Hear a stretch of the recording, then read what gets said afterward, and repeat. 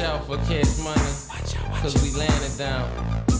Money making is my thing, cause I'm trying to be rich, trying to put away meals. That's why I'm in the studio dropping hits, dropping rap after rap like you sell key after key. Backed up by the best fresh, dropping beat after beat. My clique is the hot boys, best believe we so high and dangerous if we in beef with the whole block. No fading us at all, players, cause we roll too deep. With AKs off safety, knocking busters off their feet. I go by the name WG. I ride on chrome and the 98 Lexi S3. I'll bust it down for baby known as B3. Because I know one thing, he'll do the same for me. We family, cash money is the homie, better get a navy. So if you ever play hear me, look here, it ain't gravy. Don't try to knock me player, cause I'll leave your head stale. Light you up real good, you will never get well. Cash money is the homie, better get a navy. So if you ever play hear me, for you it ain't gravy. Cash money is the homie, better get a navy. So if you ever play hear me, for you it ain't gravy. I got a path that you don't want. Thank you for listening to my daddy's podcast. Please subscribe to our channel. Hey, don't let these tears fool you. It's all dog around this mug. I'm good.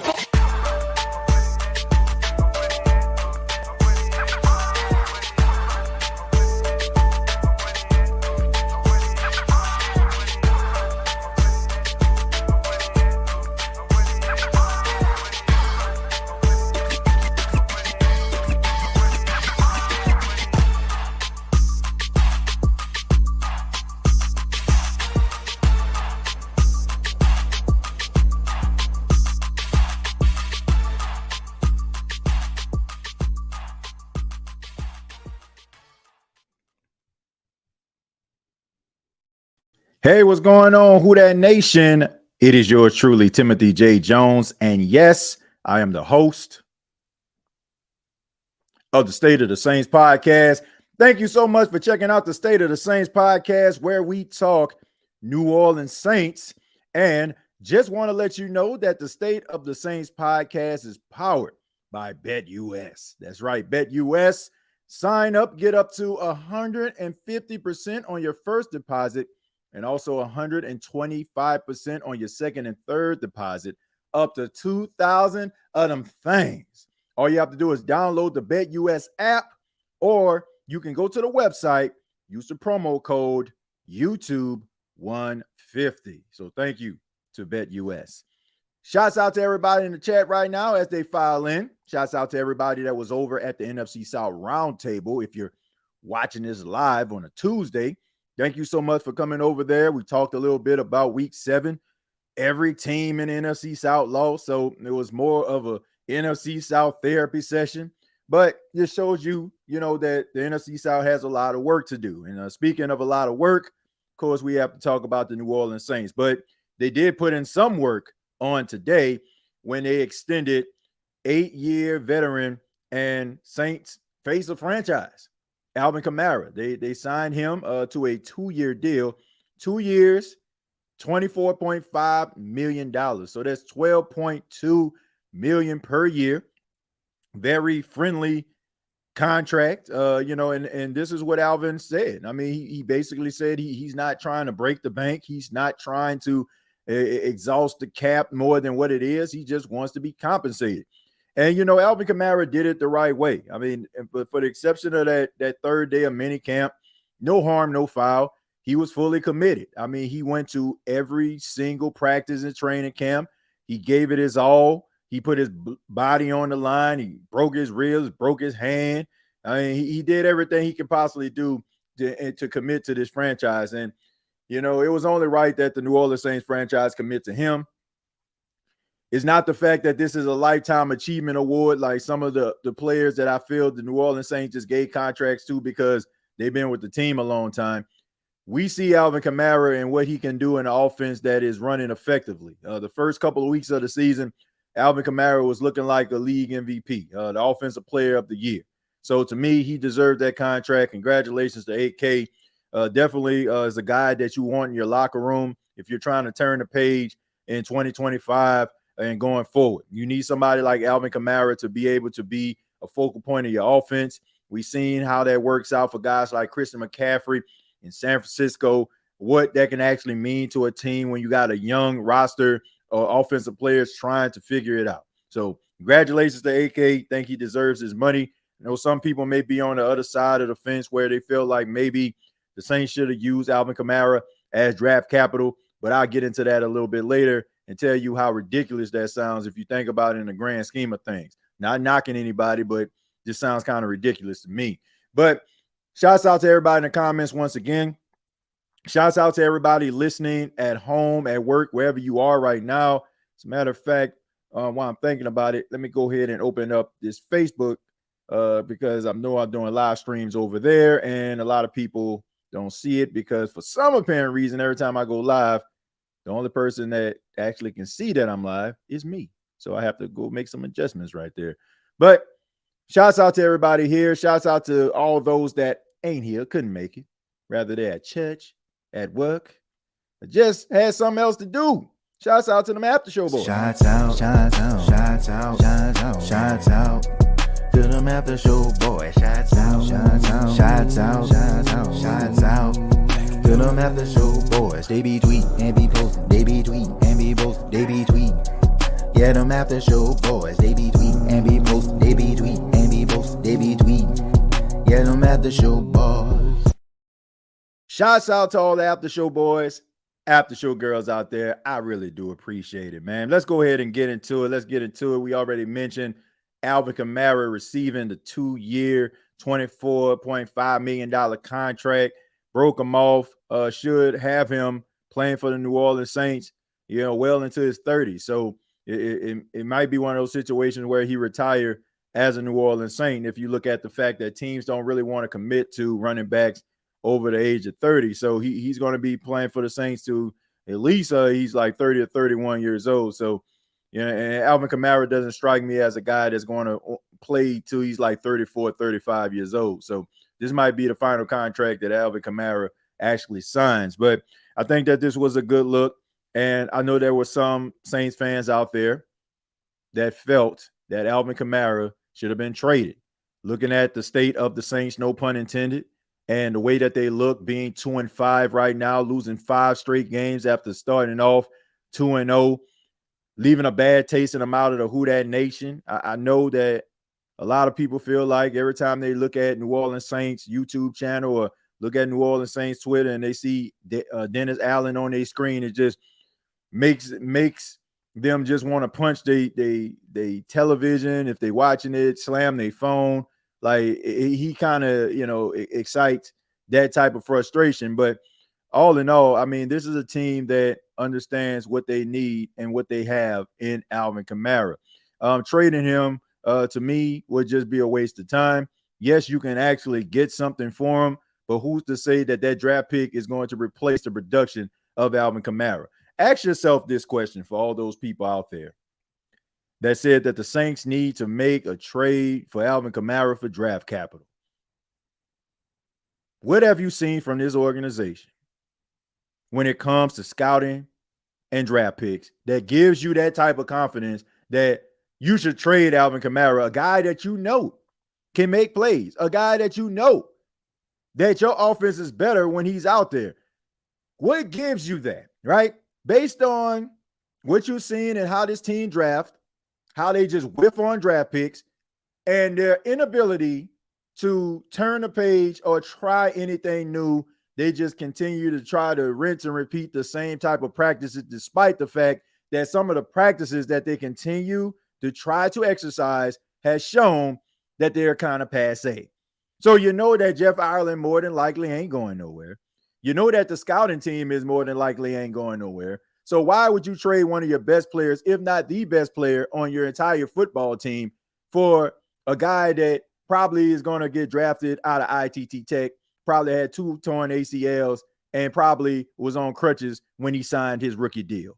Why in the world would you want to do that? Let me roll into the season with a guy I know in Alvin Kamara that is going to generate results. Get yourself a better offensive line, get some guys back, and you know for a fact that AK is going to be rolling. That guy from ITT Tech, more than likely, he'll be on IR before the season starts. That is what we're at with the New Orleans Saints. Now, some people would say, TJ, man, you so negative, man. You so negative, man. You'll never look at the bright side of things. When I see something to be on the bright side, When I see something to be on the bright side of, then I will be optimistic. It just really grinds my gears and boils me. When people just want you to sit up here and just have this fake, like just unauthentic optimism about a team that has shown you on countless occasions that they just refuse to just get out of their own way. People really would argue me going back and forth on social media about me being negative towards a team that has shown you absolutely nothing to be positive about over the last 2.5 years. A coach that is incapable of winning big games, winning against competent coaches.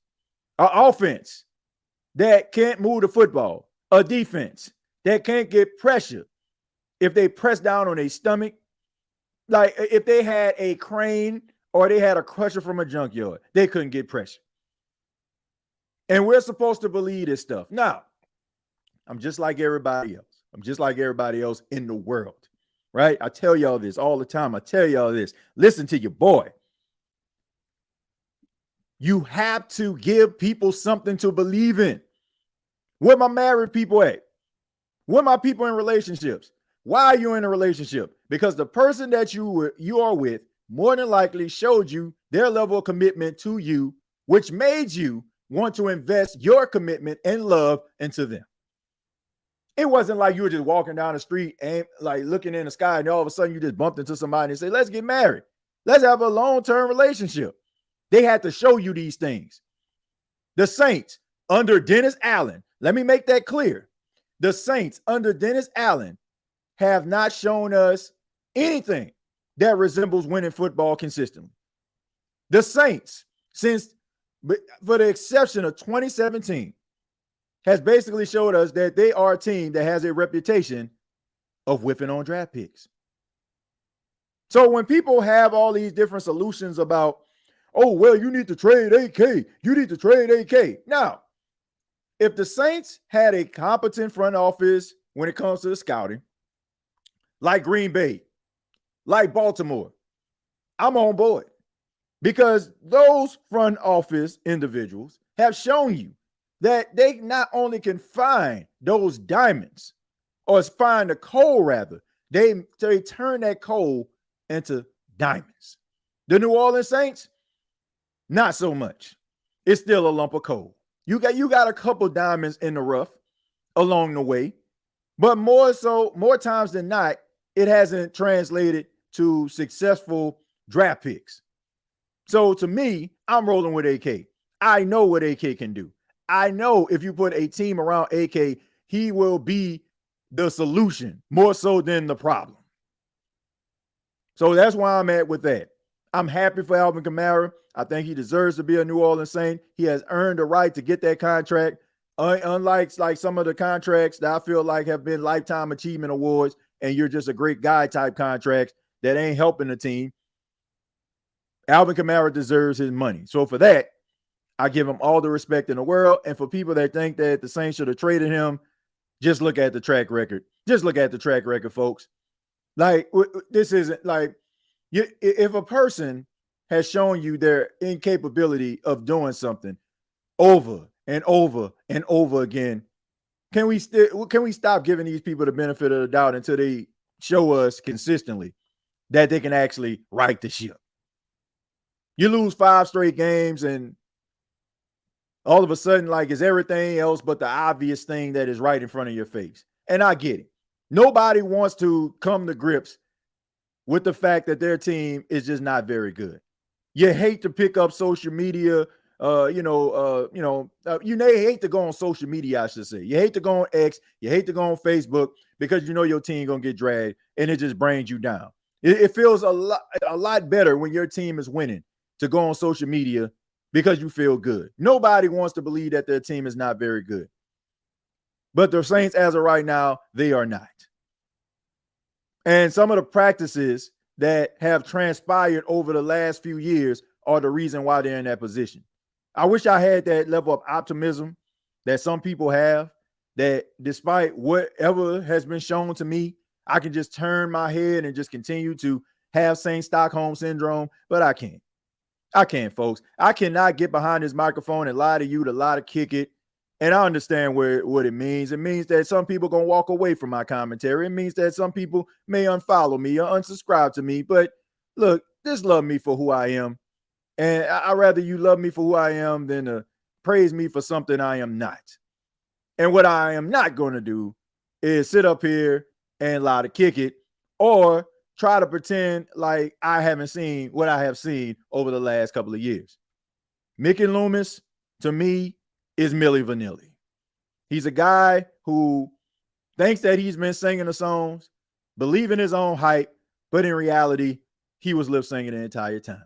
Drew Brees and Sean Payton are the reason why the Saints have had their success and the reason you feel the way that you do. And until he gets out of his own way and realize his shortcomings and realize the shortcomings of this front office, we're going to find ourselves in the same particular situation.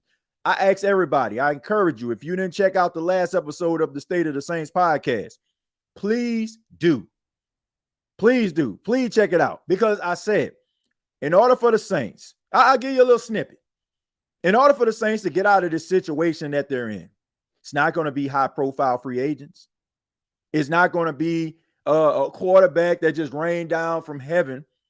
It is going to be a front office that makes some changes to their scouting department in order for them to be able to hit more than miss on draft picks and allow those draft picks to hit the ground running quick in order for you to be able to open back up a window. You can't wait for projects. You can't wait for them. Around year 2, year 3, they're going to be a monster. You don't have year 2. You need to see promise in year 1. Yes, you're probably going to see some rookie mistakes, but more so than not, you have a guy flirting with Defensive Player of the Year, like Lattimore was, flirting with Offensive Rookie of the Year, like Kamara was. You need to hit it out of the park, and you also cannot afford to have young, inexperienced coaches in certain positions, which you already have gained. You have guys with experience. So with that, you need a coaching staff that are teachers, guys who have a reputation of developing talent, guys who are leaders of men. So I'm afraid that eliminates Dennis Allen. You need a veteran coach, somebody who has a reputation of building a team. Because if you are trying to get some of these young, hotshot offensive coordinators or those guys that are highly touted, it's going to be hard. If you're in cap hell, you become disinterested, and you have Dennis Allen out here trying to fake the funk, basically pushing you back even further, making you believe that you actually have a chance to actually win something. Right now, the New Orleans Saints have the 5th pick in the draft. And I'm okay with that. I'm okay with it. You know why?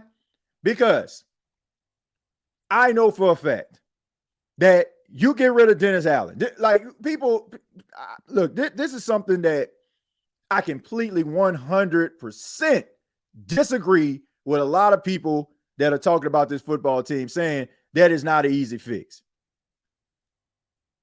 It may not be an easy fix. It depends on what you're looking at as an easy fix.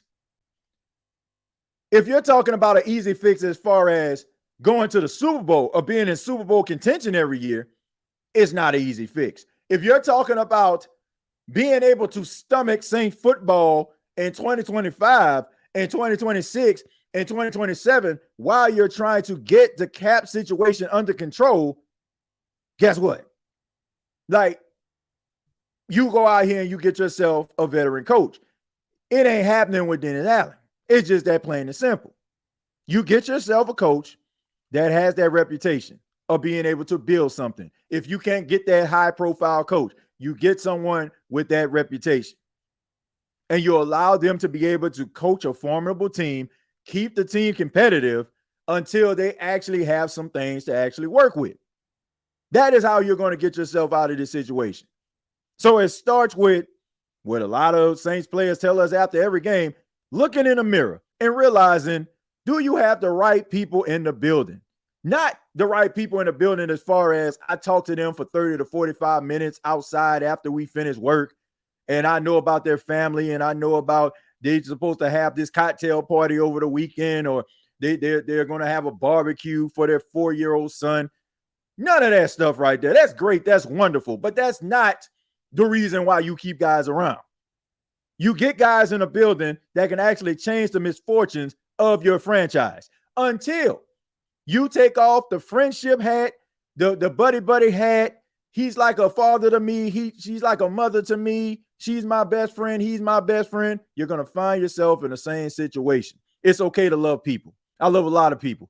I wouldn't want them to work for me. I wouldn't. You got to be able to separate business from pleasure. It's just that plain and simple. And then as long as the New Orleans Saints continue to run this mom and pop shop, as long as they still giving out these BET Lifetime Achievement Awards or these American Music Award Lifetime Achievement Awards, these humanitarian awards in the form of long-term deals and kicking the can down the road, we're going to find ourselves in the same situation. So with that being said, if you're going to run an organization like that, I'd rather roll with the guys that I know they're going to ball on Sunday. That's going to ball on Thursday. And if a game on Saturday, they're going to ball there too. So Alvin Kamara, I'm happy with it. Until the Saints show me that they can improve this draft kerfluffle that they've been doing over the last couple of years, getting guys that, have every, little badge from the Boy Scout crew and not getting no dogs, getting a bunch of guys that are handshakers and baby kissers. You're not going to be you're not going to have sustainable success. And especially when you got Scoutmaster Dennis Allen, a guy that couldn't motivate you to get out of a wet paper bag. Yes, I just said that. But I'm happy for Alvin Kamara, though. I'm happy for Alvin Kamara. And I'm happy for the young guys that are going to come in. They have a leader in Alvin that they can be able to lean on, especially if Kendre Miller, what we seen on Thursday, if he can actually build on that, which, that's another story for another day. Him running as well as he did, I'm just wondering to myself, like, why in the world isn't he being utilized more? I have no idea. This guy is basically getting positive yards behind an offensive line that is not very good. So if you got a guy that's running like that, imagine what he can do if he actually had an offensive line. But he's not ready for prime time. He's not ready for that. That's the Saints are so well structured. They can look beyond the results, right? And the results tell you that Kendre Miller, there's something there, but we got to look past that, right? We got to look past that to put him on the bench and give him 1 or 2 carries a game, because that is what good teams do. Let me read some of your comments. Mickey thinks he's the owner, TJ. Well, technically he is. He is. He's a higher up. We have to come to grips with that, folks. Mickey Loomis does not have to think like a general manager. We expect Mickey Loomis to conduct himself like a general manager. A guy, if he doesn't perform or generate results, he goes on a hot seat. But he doesn't have to work like that, folks. He does not have to work like that. And we have to come to grips with that. It may tick us off. It may make us upset. But the reality is he don't have to operate like that. He doesn't have to worry about an owner breathing down his neck and expect for him to generate results. He can fumble this thing over and over and over again. And they're going to say, next year, Mickey, next year, Mickey, next year, Mickey. Mickey has to come to grips with himself and really look at himself in the mirror and say, am I doing a good job at this? Instead of him feeling offended and taking things personal, like taking shots at the Saints beat writers and saying it's their fault. They're being unfair about some of the articles that they write. We don't know what we're talking about because he has this crystal ball where he can actually see the future, a future that none of us see, but he does. A guy who looks at Dennis Allen and sees Belichick, Brian Billick, Bill Walsh, Don Shula type potential. Well, I don't see what he sees. I don't think a lot of people see what he sees. But of course, he can keep on screwing it up, making mistakes, and we can't do anything about it. But until he actually comes to grips with the fact that you need to change some things around in the front office, including yourself. Like, I don't know if you have a consultant or a guy that's like your assistant, maybe you can bounce ideas off of. When you have a bunch of people that have been in the same spot for years together, collectively, guess what? You start thinking the same. But you know why you start thinking the same? It's the same way. If you've been married or in a relationship for a long time, you already know the deal. You know about your wife, you know about your husband. You know what they thinking. You know what they like. You know, if you go to any store, any fast food restaurant, you know what they want. You know what they want. There's nothing new under the sun. And that is the problem with this organization. Too many like-minded people. They know how to present themselves to higher ups. If you like that executive guy, you know exactly what to say. You know exactly what to bring to the table. You know exactly what to look for when it comes to measurables and height and speed and what to expect on the offense and defensive side of football, the personalities that they expect. There's nothing new. There are not people saying, think outside of the box. There is nobody saying, look at what Baltimore has done, Green Bay has done. It is all just to please the people that's in the room. Once again, you start thinking like people in the room. So there's no new fresh ideas going on up in this thing. It's the same old business and practices that are going on since the beginning back in 2006. Everybody living in this 2006, we still on top, we one of the best teams in football type mind frames. Look around. You haven't won a division since 2020. Tampa Bay is running laps around you. Atlanta is starting to build up. And the only saving grace you have is Carolina just is worse than you are. So until you actually change some of the things that are going on from the inside, you're going to find yourself in the same situation. I do not want people around me that think like I do. If I'm starting a business, I want different personalities in that business. I want different personalities to make me think differently than what I already do. That to me is how you run a business successful. Not a bunch of guys that just going to tell you everything that you need to know, and not being able to be so close knit to a person that you're afraid to actually have a conversation with them, or you have to think twice about how am I going to talk to this person? How am I going to break it to them? Until you change that up, like we beating the dead horse here. No disrespect to the people that support Peter. It's just a figure of speech. Michael, thank you very much for the $1.99. Appreciate that. Giovanni, thank you very much for the $4.99. Says TJ, if we had good drafting over the years, we wouldn't be in this position. Absolutely. That's where it starts. Do you think Belichick could work in New Orleans? I think he could. And if you're going to be dealing with some of these cap issues, that might be the person that you want to keep. I mean, that might be the person that you want to look at, because here's why. Let me look this up real quick before I actually make this point. All right. I want to make sure that I'm here. I'm being clear here. Okay. So Bill Belichick is 72 years old. Hear me out. He's 72 years old. He's been coaching for about 25 years as a head coach, right? Longer than that. I guess if you count the Browns. So nearly 3-4 decades of being a coach, right? What's his shelf life, to be honest with you? 2-3 years, right? So this is my thinking. Since you already are in cap hell, and more than likely you won't get out of this cap hell until, I don't know, 2027, 2028, right? Why not hire a guy like Bill Belichick? Because Bill Belichick, once again, 72 years old, not going to coach very long. And what is he actually going to be coaching for? He's trying to break Don Shula's record, right? So in the meantime, you have yourself a competent coach that has had a reputation of winning.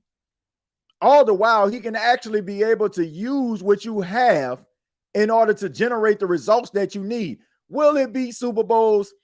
Probably not. But at least you'll be competitive and be making the playoffs over the next couple of years. People just want hope. That's it. People just want hope. They just want to hope. They just want to believe that their team actually has a chance. And Bill Belichick could be that guy. So for 2, maybe 3 years, you have Bill Belichick as your coach, keeping you competitive, all the while you're righting the ship. And by the time you actually right the ship, Bill Belichick probably be ready to retire. He's like 75, 76 years old, and you can cut your losses. And then your team will look more appealing to the next coach that actually comes in, and you can actually build something with the new coach. You can find that young, innovative coach. You can find that guy that has that Sean Payton-like vigor to be able to build a team and to be able to change the reputation. It sounds crazy, but just like Derek Carr is a bridge quarterback, you kind of need a bridge coach until you actually can figure some things out with your organization. The name of the game is keeping behinds and seats, making people believe that you actually have a chance to win. As long as you are competitive, as long as you slapping around the Falcons, as long as you're competitive in a division, you good. You're good. Get a coach like Belichick, 72 years old, around the time like you fix your cap, he's like 75, 76, ready to retire. And then you can move on. Have a really good cap situation. Hopefully, you fix some of the issues when it comes to your front office with the scouting. And when you do that, hey, you back in business again, baby. Now, I see some people in the chat, they bringing up John Gruden.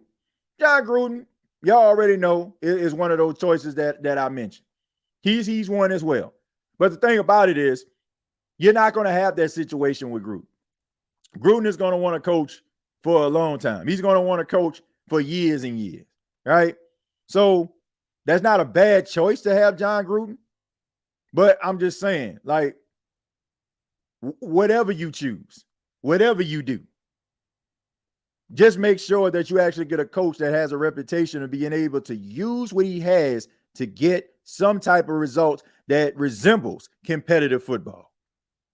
The Saints made a mistake by not recognizing that they were going to have to go through these tough times. And they didn't have the coach to be able to make people have this little Jedi mind trick, right? Where you're struggling like to kind of keep things afloat, but in the background, you got some cap issues, you got some things going on behind the scenes, but you have somebody out here at the forefront that don't really show people that behind the scenes, the entire building is on fire, right? You need that calm voice.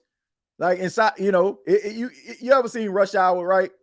Like when Chris Tucker came there, be like, hey, everybody, I just want to let you know that we have a little issue inside of the building. You need somebody like that, right? I need everybody to stay calm, and we're going to evacuate the building. That's what you need right there. You don't need, did you hear what I said? There's a bomb in the building. Move it. You don't need that, right? You don't need the second like type of voice that Chris Tucker had, right? To have everybody panicking. You need the first announcement. Cool, calm. Cool. Okay. A little alert. Okay, let me walk out the building. Everything will be fine. That's what you need in a head coach. You need somebody like, everything's going to be fine, man. Look, we trending in the right direction. Everything's going to be fine. All the while, the background, they trying to put it together, but nobody knows the difference. But the reason why everybody feels this way about the Saints is because they have a coach that can't mask it. Everybody knows that the building is burning and the coach ain't making it better. That's just what it is. So that's where we at, folks. That's where we at. Doom, despair, and agony on me. Until, like, let me make this clear, okay? My objective is not to say that the sky is falling. I'm not trying to be Chicken Little here. What I'm saying is the things can indeed change. I want people to understand this. Things can indeed change. if the organization makes that commitment by looking in the mirror. I want to make this clear because I know when people hop on the State of the Saints podcast, they get a little bit of information and then they dip out. Don't look at the whole show.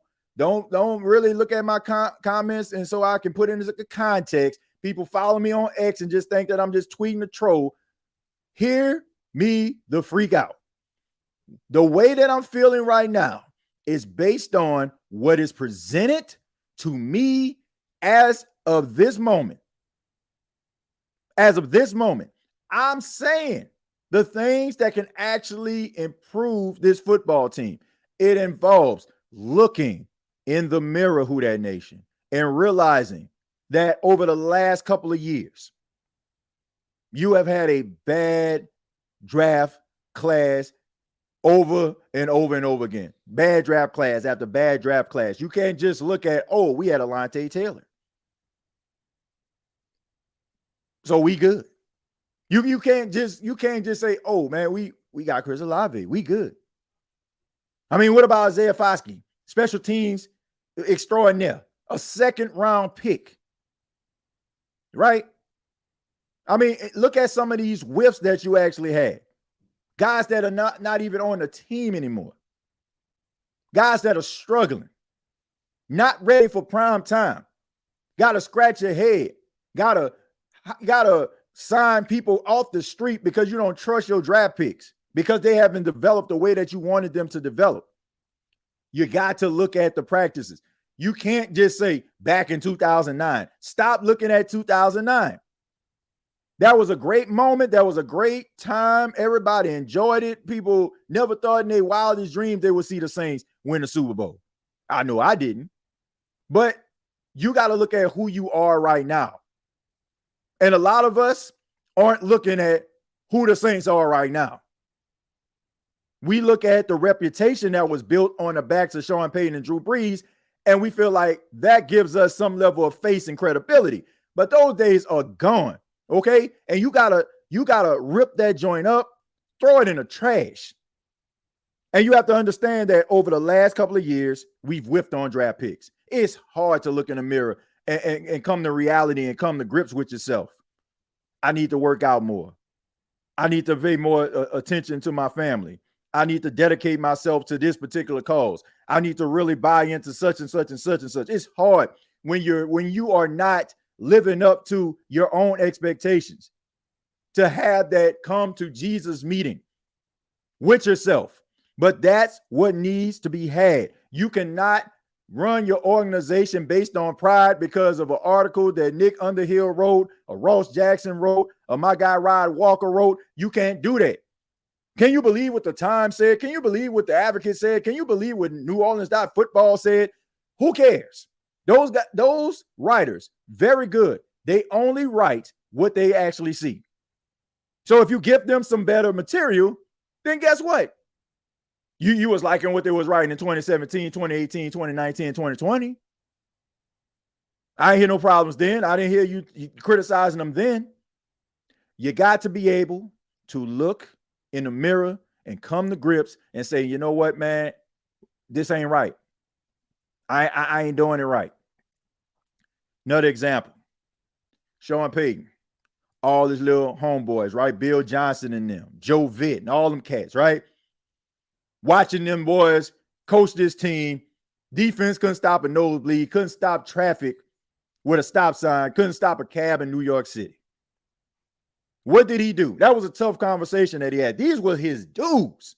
These were his guys. He basically came to the organization with these guys because he wanted them to be able to be a part of the turnaround.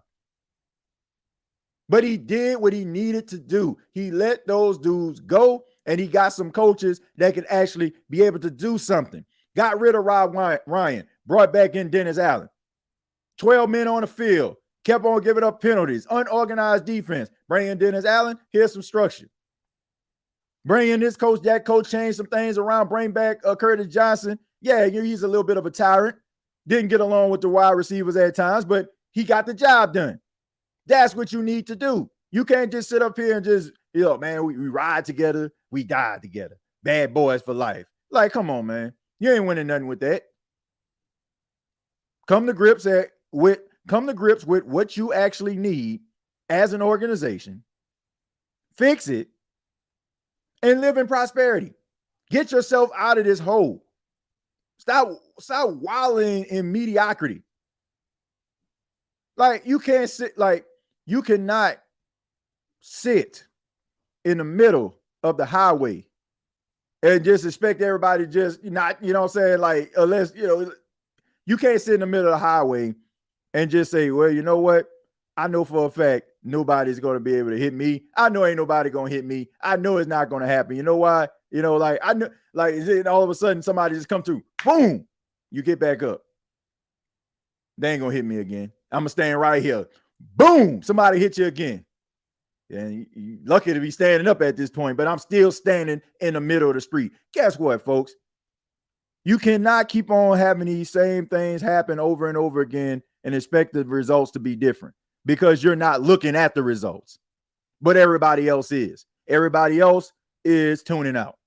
Everybody else is looking the other way. Everybody else is looking at that honey-do list that they had, and they're looking at maybe doing it on Sunday around the time the Saints play. And you're going to have a stadium full of individuals from other teams, and it's going to sound like a home game to them. I don't want that, folks. You don't want that. So our best bet is for Mickey Loomis, with the power that he has and the power he possesses, for him to come to grips with what they are and who they are as a franchise. And hopefully he does that before he does irreparable damage to this franchise. Well, more. You have to make changes. You got to make changes. Got rid of Spags too. That was a good idea at the time. No, I'm not gonna lie. I ain't gonna lie to you. That was a good idea at the time. We had Spags, then Ryan, then Allen, but look at Spags now. It's crazy how it goes. Here's the thing. I don't want to completely poo-poo on Dennis Allen. I honestly feel like if Dennis Allen was in Spags' spot in Kansas City, I think the result would be the same. I think the results honestly would be the same. I have that type of respect for him as a defensive coordinator. When he solely focuses on defense, he's one of the best. He's top 3. But I feel like if you're pulling him in other places, it's just not his wheelhouse. So I don't want to just completely beat on him like that, like to a point where there's not one saving grace about Dennis Allen. Like he's a good defensive coordinator. This boy is still making money off that 2017 draft class. Disgraceful. Yep. Because as long as you can sit around, hey, Mickey, tell us about that 2017 class that y'all had. Oh, you're talking about with Alvin and come on, man.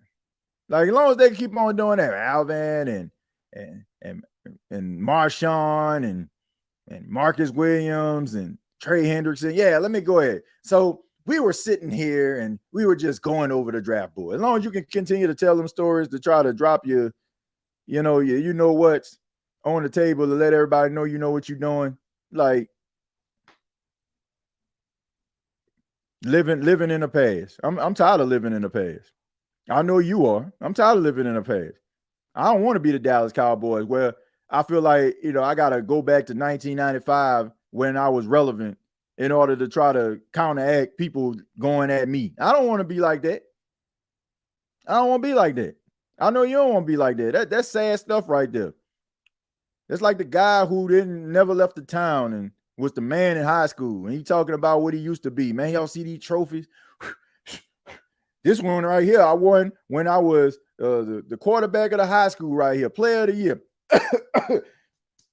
Dust all on the thing. You got a cough, like, you know what I'm saying? Like, you gotta keep all those things in a box, when you were the man. Like, it's sad, man. Like, what have you done lately? Like, come on, man. Like, that's sad right there. I don't want to be like that. I want to reminisce, but I want to be able to reminisce and also have some success in the future as well. I mean, because it's for the getting. Like success is for the getting right now. Nobody's dominating anything. Look at the NFL. Like even Patrick Mahomes is playing like slow from the quarterback position. Yeah, he's making some plays and sustaining some drives, but he's turning the ball over. Like he's making mistakes. If that defense wasn't as good, man, no way in the world Kansas City would be undefeated right now. And that's the best the NFL has to offer. I mean, so prosperity is for the getting right now. Brock Purdy threw 3 interceptions. I mean, Baker Mayfield throwing picks like Razor Ramon. Kirk Cousins throwing picks left and right. Dak Prescott, come on, man. Mr. Garbage Time himself. Who balling? Jared Goff? Jaden Daniels? Jordan Love, you know, he's balling out. Like, there's a handful of guys right now that you can really just sit here and say, you know what? That is going to be continuous quarterback play for the next 5 to 10 years. Handful of guys. And you struggling to make the playoffs with the struggle bus that is NFC South quarterbacks. With better coaching, better mind frame, better structure, the Saints can be right in the thick of things. But they are once again that guy who walks around because he was the man in high school. And everybody knows his name, right? But ain't did jack in years. For years, ain't did jack. But still walking around here like he just owns the town. Not realizing that those people that you walk into that restaurant, that local restaurant in town, they laughing at you. Man, he ain't never did nothing, man. He would, you know what? Man, he was so good. She was so good, but she's still here. He's still here. Didn't do anything other than what they did in high school. And that was 25, 30 years ago. What have you done lately is the name of the game. And there's nothing worse than people holding themselves back. Al Bundy, thank you very much for $2. Says I scored 4 touchdowns in one game for Polk High in 1966. You ain't lying. Axe a bum. Thank you, Josh. Says our entire coaching staff needs gone. Woods, Kubiak, all of them. Keep DA, but demote him back to DC. That ain't happening, Josh. That ain't happening, man. If they fire Dennis Allen, they let him go. He not going to do that. He not. That's a shot to your ego right there. He ain't going to do that. So if he gone, he's gone. They're going to have to like just turn the page and move on to something else. Says Baker Mayfield leading the NFL in touchdowns. That's great. That's wonderful, Brent. That's wonderful. But it still don't defeat the fact that he turning the ball over. Like we got to look at it from both sides, right? Yes, he's leading the league in touchdown passes. Yes, he is. But he's also turning the ball over at an alarming rate. He threw 5 interceptions in the last 2 games. And I'm not even counting, like, I want to say even in the Atlanta game, didn't he throw how many interceptions? So he's turning the ball over at an alarming rate. So we can't, like, if you want to do that, Brent, and I appreciate it. Shouts out to you, Brent. Thank you for being here. But if you want to just look at it half full, that's fine. But we got to look at the fact that he's turning the ball over. And in games that matter, they make a difference to your seeding, that determines if you're going to win a division, win a playoff game, you got to be able to protect the football. So I've said this on countless occasions. I feel like Baker Mayfield is the best quarterback in the NFC South. You know I ain't about to lie to kick. Y'all know how I do it. If a team has an advantage, I am going to say it. He's the best quarterback in the NFC South to me, but he still turned the ball over at an alarming rate, and you're not going to have sustainable success turning the ball over like that.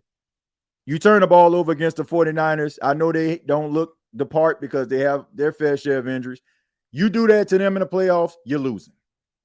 You do that against Minnesota, you're losing.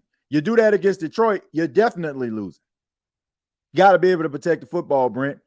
Great stats. Leading the league in touchdown pass, that's wonderful. But if you're turning over the football, my friend, you ain't winning jack. Jack. I don't care if you threw for 5,000 yards, 45 touchdowns, 5 interceptions. If you go into the postseason, turn the ball over, none of them stats gonna matter. You got to be able to protect the football, man. He won't be for long with no number 1 or number 2 wide receiver. I mean, that was crushing right there. Look, rivalries aside, man, like I ain't trying to see that happen to nobody.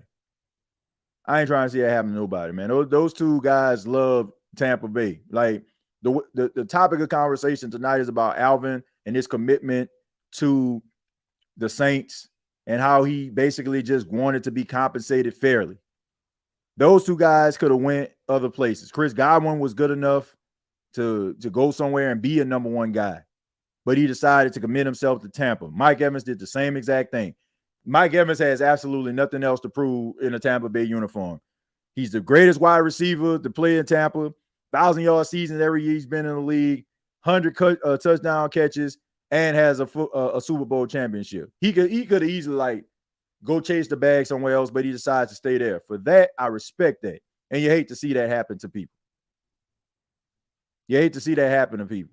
And I seen something that was very distasteful while I'm thinking about this on the NFC South roundtable. People applauding and happy that those two guys were injured. That's when you really have to, like Dennis Allen and Mickey Loomis and crew have to do, you got to look at yourself in the mirror. And you got to wonder to yourself, like, if football mean that much to you to a point where you want to see another person injured, to a point where your team can have a competitive advantage or be back into it. If your team's not good enough, they just ain't good enough. If you got to look for reasons for your team to be able to compete, guess what? They're not very competitive. So whoever said that, I just got to let you know. That's some scumbag stuff right there. That's some scumbag stuff right there. Because I guarantee you, if your wife, your son, or your daughter was racing and they was the fastest person on that track, and you watching them, and you know that your son or your daughter gonna win that race, then all of a sudden they take one bad step and tear everything that they have. How would that make you feel if somebody like, yeah, now my son, now my daughter could win? I bet you it wouldn't be, oh, it's just football then, right? Or it's just track then, right? When it hits home. I'm not trying to pray for anybody downfall. I want to see the Saints win every game. I want to see them win a division, but not at the expense of Bijan Robinson messing himself up, Tyler Algier messing himself up, Mike Evans. Like, if you thinking like, if you are thinking like that, like, I don't know. There's no hope for you. That's just some sick stuff. And I couldn't believe that. I mean, I almost mentioned it, but I didn't want to cut anybody off in the middle of it. But that was just some scumbag stuff right there. Anybody thinking like that, sick. Absolutely sick. I seen people saying Godwin left his ankle on the field. Man, it was just sad, man. Congratulations, AK-41. His commitment to the team deserved to retire as a Saint. He deserves that contract. He deserves to be able to, continue to play at a high level with the New Orleans Saints. Because, he showed that he still has something left in the tank. And if the opportunities present itself, he takes advantage. If you have yourself a better offensive line and some playmakers around him, he can make some things happen. What do you think about the new addition of wide receiver, TJ? I'll let you know. But first, before I get into that, I want to acknowledge the fine folks at BETUS. BETUS is the sponsor of the State of the Saints podcast. We're powered by BETUS. Sign up today. Get up to 150% on your first deposit and up to 125% on your second and third deposit up to $2,000. As of right now, the Saints are -7 versus the Los Angeles Chargers. If you want to take the over or the under on that game, all you have to do is go to BetUS, download the app, and use the promo code YouTube150. All right. So thank you once again to the fine folks at BetUS. And there's several other things that you can actually bet on. I think they even got a bet on the debate. They got a bet going on around Travis Hunter, what position he's going to play on a professional level, all that. All right. So check it out and continue to, support the show. And how you support the show, is taking a look at the sponsor BetUS. All right. But let's go ahead and get back into it. What I think about the new wide receiver, Marquez Valdes-Scantling. Number one, this is a guy that the New Orleans Saints actually was pretty close to getting before, but he decided to sign with the Kansas City Chiefs, which was the right decision because he won a Super Bowl. He's not a guy that I look at as a number one guy. He's more of a supporting cast guy. He's been that way when he was in Green Bay. He made big plays. In Kansas City, he made big plays. I think something that Scantling brings to the table that Shaheed didn't was his ability to be able to come down with the 50-50 ball.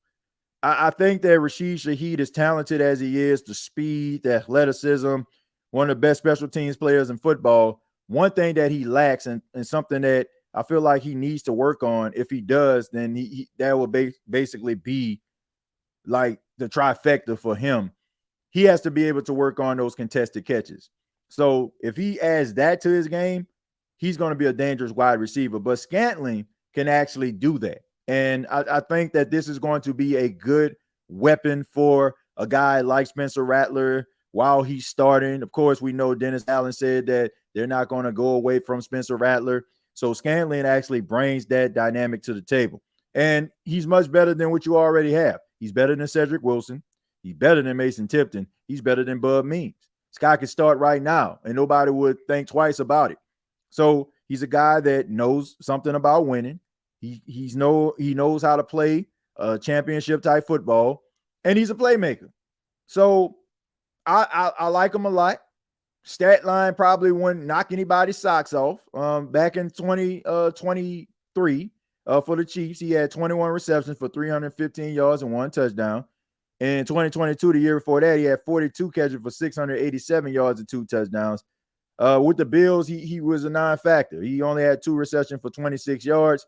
That's the reason why, they decided to go out and get Amari Cooper, which was a really good decision. I think that he's a good compliment to Josh Allen. Josh Allen ain't going to have to worry about no type of diva antics with Amari Cooper. Amari Cooper just does his job.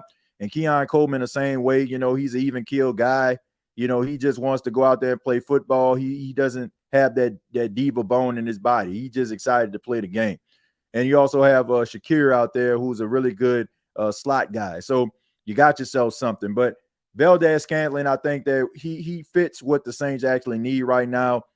They need somebody to be able to win those contested catches, to be able to be a big target, red zone threat, and be able to catch some of those fade, some of those 50-50 balls on those fade routes. So I like him a lot. I think this was a good addition. Probably the best that you can possibly do based on your contract situation. I do feel like they may need one more wide receiver out there to be able to do something offensively. I think that I know some people may not agree with this. I kind of, mentioned this on X. I said they may need to take a look at Mike Williams. Mike Williams with the Jets. Of course, they got Devontae Adams. You got Garrett Wilson out there. You got a couple more talented guys, Alan Lazard. So he kind of gets lost in the shuffle. So that's another guy that I feel like can actually come in and be able to be a part of your wide receiver room and be able to make plays, because you need somebody opposite of Chris Olave. And Scantling, if Olave goes down again, I'm not looking at Scantling like he about to have 10 catches for 150 yards. It's not happening. So that's the way I feel about it. Like going out there with Marquez Valdez-Scantling is much better than going out there with Mason Tipton as your number 2. MVS is just an emergency bandage. You're not building him into the future. Yeah, that's basically what it is. Like the Saints still want to be competitive, right? And it's showing the fan base that they're still trying, which I have no issue with. You shouldn't have an issue with. You shouldn't have an issue with a team trying. But my thing is, like, are you really trying, or are you just lying to yourself? I mean, sitting here currently with the 5th pick in the draft, not so bad to me, especially when you have all these different injuries and you're counting on guys to come back in and you think that's going to save your season. I don't know. Like, this called me skeptical about this whole situation. Like, I don't think this is one of those situations where the Avengers assemble and then all of a sudden, like, we about to take on Thanos and take him down, right? Because even Thanos snapped the world, snapped and the entire world ceased to exist. I mean, come on, man. The Avengers collectively together still wasn't able to stop Thanos from achieving his goal here. So, all in all, what are you doing this for? Are you doing this because you're trying to make that one guy that just says who that, no matter what you put on the field, to come to the games and show up? Because I'm not buying it. I'm not buying it until they actually generate some actual factual results that I know for a fact that is going to be consistent with winning football. Not, like you said, just basically kind of bandaging this thing up.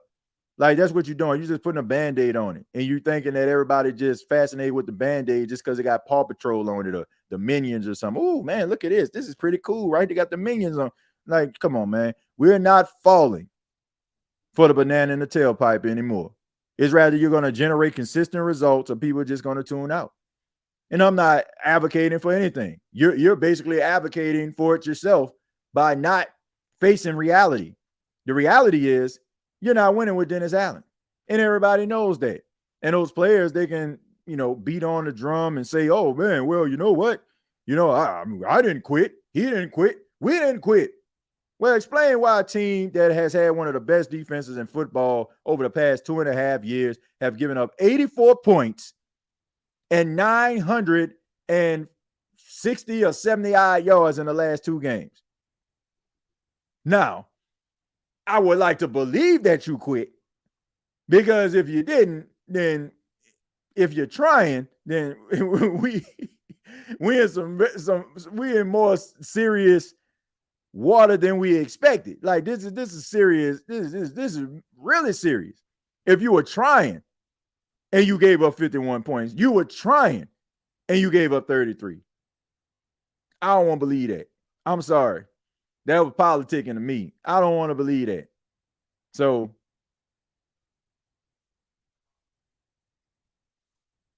I'm still on a Mike T train. I would like to see him back. That's 50-50. Mike T is not going to come back until 2 things happen.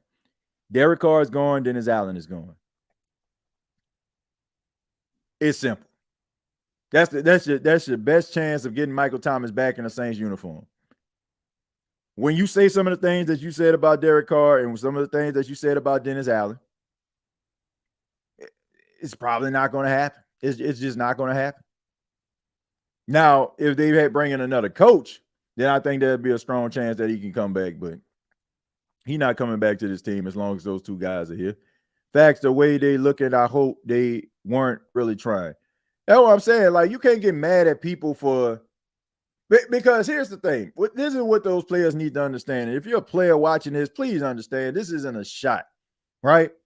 This honestly a compliment if you think about it, because you have set the standard so high when it comes to defensive football that people feel like there's no way in the world that you're trying the way that you're looking right now. It's basically because you set the standard by playing lights out defense, game in, game out, even when the offense was looking like slaw week after week, averaging 19 points a game, 15 points a game as of right now. You always were the standard. So when you go out there and allow teams to basically just run up and down the field on you like you playing Madden on rookie, That's the standard that you set, that people like, nah, no. I cannot believe this. I do not believe that this defense is trying. That's something that you did. What you need to be happy about is the fact that people really feel like you're not trying. You know what I'm saying? That, like, if they really felt like you were trying, now that would be sad. Like, that would literally be sad. You shouldn't even want people to believe that you were trying. The way this defense looked over the last 2 weeks. We trying to help you out if you think about it. Nah, bro. Nah, he better than that, bro. Nah, he just had an off night. That's what we saying. But nah, we ain't trying. Nah, bro, y'all not. Y'all not. Because I don't want to believe that. I do not want to believe that you were trying. No way. No way, no how. I do not want to believe that. Take a few more and then we're going to go ahead and get up out of here, man. Look at the start of the season. Derek Carr was looking like a brand new car. Now he's just a used car. Things happen when you lose your offensive line and Taysom Hill and all this stuff. But, you know, and also this is what happens when you don't draft well and you don't have depth. You basically are counting on guys that are you're basically counting on a top-heavy football team in order for you to be able to run the gauntlet. And it's just not realistic. It's not realistic, man. Like, guys are going to get hurt. Now, you can say that it's just like snake bit type stuff going on with the Saints. Like, guys just hurt left and right. Very, very, very important players hurt left and right. But guess what? That's what happens. That's the nature of the beast. It's not only winning the battles on a football field, it's winning the battles in the film room and also winning a battle of attrition. And sometimes that's what it comes down to. Sometimes winning the division can come down to you actually being able to hold up over your counterparts. Might not want to hear it, definitely don't want to say it, but there's a strong chance now because of Godwin and Evans that the Falcons are going to basically just high step their way to the NFC South. I'm only saying that based on what I've seen from the performances of the Carolina Panthers, the New Orleans Saints, and Tampa, and what they're missing. Why? Because they're hurt too, but they're not missing as significant pieces as some of these other teams in the South. Missing Shaq Lawson. Missing Derek Brown if you're the Carolina Panthers. I mean, name your guy with the Saints. Taysom, Derek, Chris, Rashid, Paulson, P. Warner. He's supposed to come back, but I'm just saying. Tampa, now you lose Mike Evans, Chris Godwin, Kalijah Kancey in and out of the lineup. Like, sometimes it's about winning a battle of attrition too. TJ, you think we got a chance at stealing the division with Tampa injuries and the Falcons inconsistencies? Let me tell you something, 504. With better coaching, I would believe that.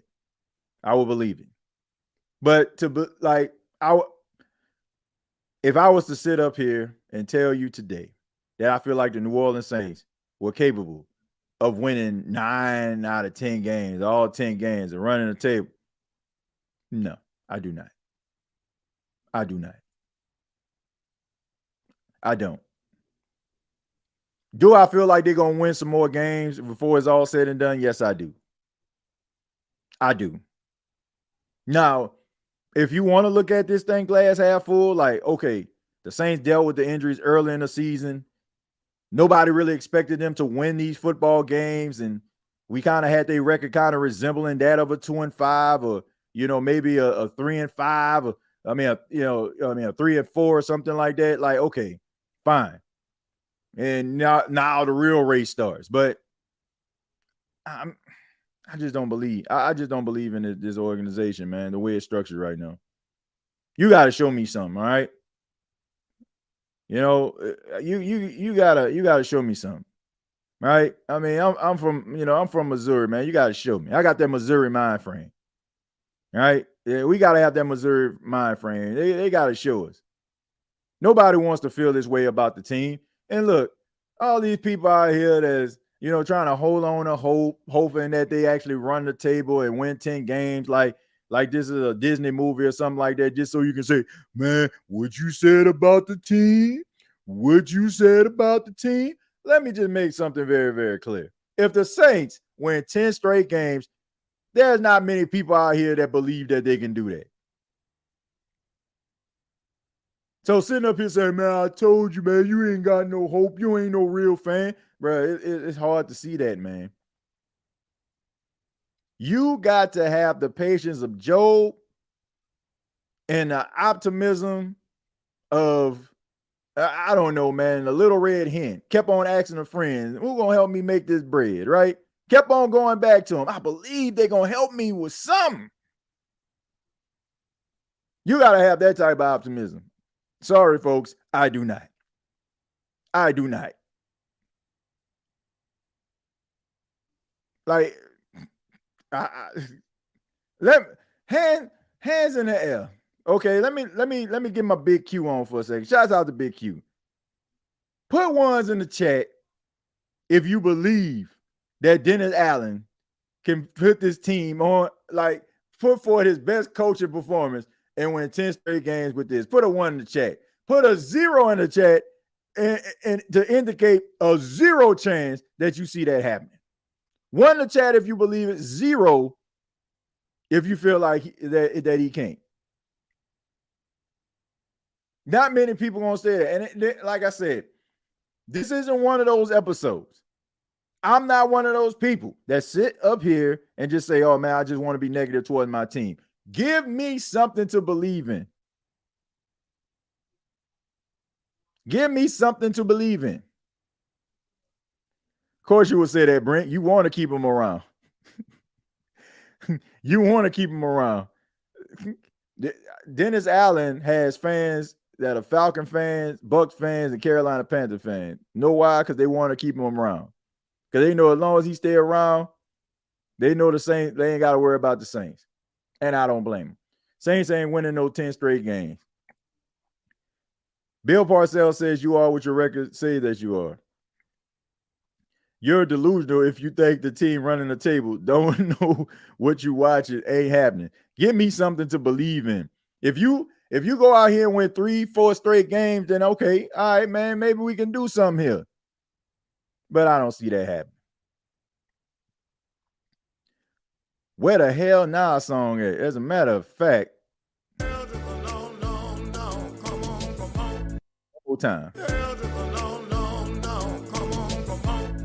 Yeah, man, that ain't it, man. That is not it.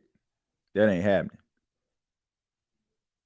Straight up 100% 0 as of right now, right? I mean, I just need to win a game. Ain't that what Jim Morris said? Like, I just want to win a game. That's all I want to do, man. Playoffs, division.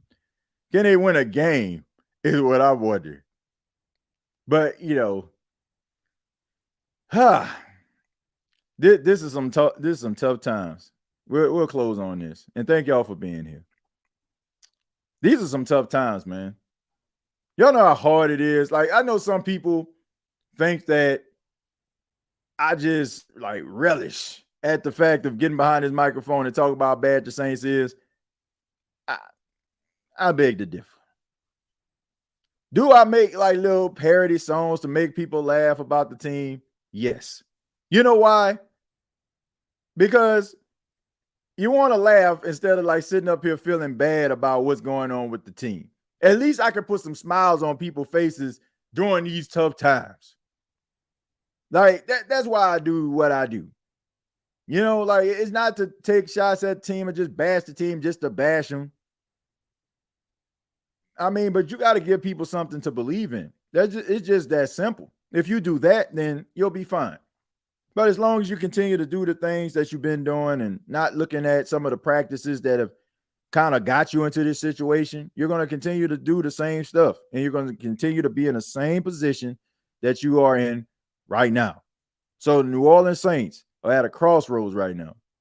They're at a crossroads. They can either continue to do what they've been doing, which is not really making these changes and hoping that the light is going to come on. And, oh, this is my buddy right here. You know, I'm going to support him through thick and thin. You can keep on doing that. Not going to win much. Going to alienate your fan base, more than likely. But you can keep on doing that, right? Because the wheels can keep turning. You're not going to lose your position, but you're going to lose fan interest. Fans are going to become disinterested in that, and that's what we don't want. Are the Saints mathematically still in it? Yes, they still are. And I can understand why some people have that level of optimism. I can understand it. Like, as long as they mathematically in it, okay, I'm going to still believe. But faith without works is dead. I'm going to say that again for all my church folk out here. Faith without works is dead. You can have all the faith in the world in something to happen. If it ain't working in that favor, guess what? It's dead. If you can have all the faith in the world in the New Orleans Saints, all the faith in the world, like I bleed black and gold, I say who that till I'm hoarse in the throat. I can do all this, but guess what? All that means absolutely nothing if the thing that you are believing in is not giving you the results that you're seeking. It's just a waste of time. Nobody in here, 371 people watching this across platforms right now, nobody wants to sit up here and talk bad about this team. Nobody. Well, maybe some fans of some other teams, like they relishing these moments, right? But nobody that's a true Saints fan wants to feel like this. Nobody. But you got to give them something to believe in once again. Just that plain and simple.